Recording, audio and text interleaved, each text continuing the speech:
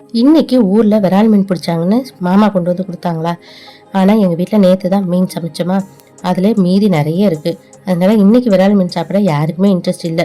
சித்தியை சூப்பராக க்ளீன் பண்ணி கொடுத்துட்றாங்களா, அதனால எனக்கு வேலையும் ரொம்ப மிச்சம், க்ளீன் பண்ணுற வேலை. நான் நேற்று வச்ச மீன் குழம்பே நல்லா சுண்டை வச்சு சூப்பராக இருந்தது. இன்னைக்கு எனக்கும் பையனுக்கும் இதுதான். அதனால இன்னைக்கு அப்பாவுக்கு பிடிச்ச மாதிரி மட்டும் சமைச்சிடலாம், மீன் குழம்பு வந்து தக்காளிலாம் போடாமல் வச்சிடலான்ட்டு சமைச்சிட்டேன். எங்களுக்கு சாம்பாரும் பீட்ரூட் பொரியலும் செஞ்சுட்டேன். மீன் வறுவலுக்கு உப்பு, காரப்பொடி, மஞ்சப்பொடி போட்டுட்டு தேங்காய் பால் மட்டும் ஊற்றினா போதும். அப்போ தான் அப்பா வேறு எதுவுமே அப்பாவுக்கு சேர்க்கக்கூடாது.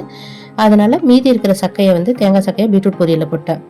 அடுத்தது மீன் குழம்பும் அதே மாதிரி தான். வடகம் தாளித்து புளிப்பு கம்மியாக புளி தண்ணி ஊற்றிட்டு நிறைய காரம் போட்டுட்டு நல்லா கொதிக்க வச்சு கொடுத்துட்டா போதும். வேறு எக்ஸ்ட்ரா எதுவுமே சேர்க்கக்கூடாது அப்பாவுக்கும். அதனால் அவருக்கு பிடிச்ச மாதிரி மீன் குழம்பும் மீன் வறுவலும் சாப்பிட்டதில் அப்பாவும் ஹாப்பி, நாங்களும் 2 பீஸ் சாப்பிட்டோம், நாங்களும் ஹாப்பி.